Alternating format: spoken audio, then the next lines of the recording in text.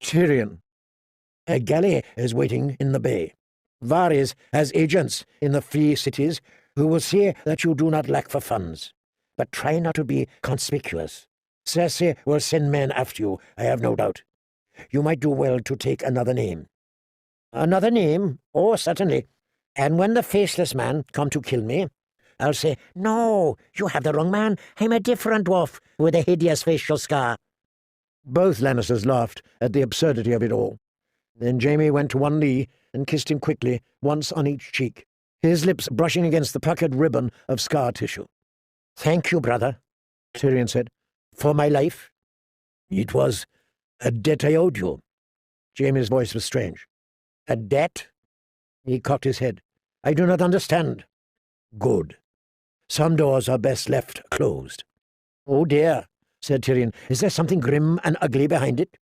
Could it be that someone said something cruel about me once? I'll try not to weep. Tell me." "Tyrion." Jaime is afraid.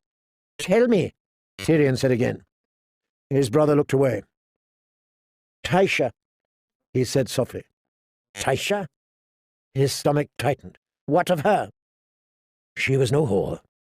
I never bought her for you. That was a lie that father commanded me to tell. Tysha she was what she seemed to be, a crofter's daughter, chance met on the road." Tyrion could hear the faint sound of his own breath, whistling hollowly through the scar of his nose. Jaime could not meet his eyes. Tysha? He tried to remember what she had looked like. A girl? She was only a girl, no older than Sansa. "My wife?" he croaked. "She wed me." "For your gold," father said. "She was low-born. You were a Lannister of Casterly Rock. All she wanted was the gold, which made her no different from a whore, so it would not be a lie, not truly, and he said that you required a sharp lesson, that you would learn from it, and thank me later." "Thank you?" Tyrion's voice was choked. "He gave her to his guards, a barracks full of guards. He made me watch." "Aye, and more than watch. I took her too, my wife." "I never knew he would do that. You must believe me." "Oh, must I?" Tyrion snarled. "Why should I believe you about anything, ever? She was my wife." "Tyrion!" He hit him. It was a slap, backhanded, but he put all his strength into it, all his fear, all his rage, all his pain. Jaime was squatting unbalanced. The blow sent him tumbling backward to the floor. I suppose I earned that." "Oh, you've earned more than that, Jaime.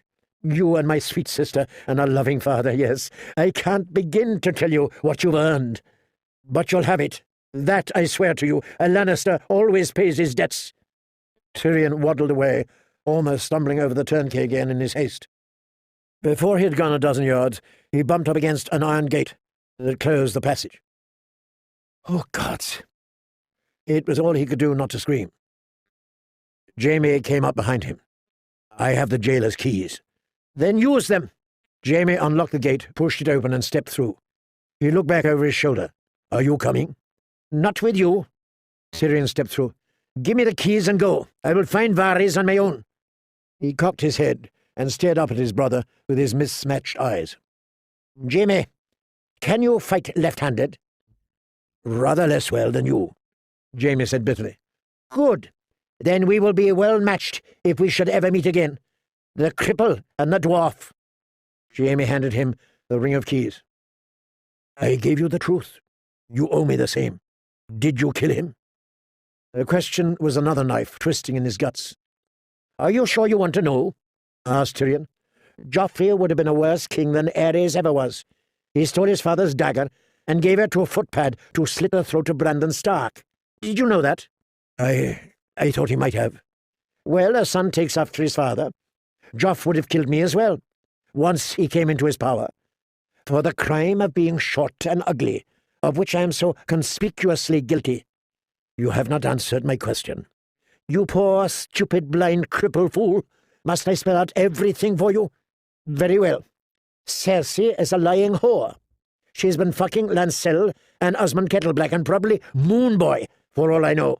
And I am the monster they all say I am. Yes, I killed your vile son." He made himself grin. It must have been a hideous sight to see, there in the torchlit gloom.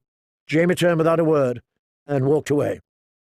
Tyrion watched him go, striding on his long, strong legs, and part of him wanted to call out to tell him that it wasn't true, to beg for his forgiveness. But then he thought of Tysha, and he held his silence.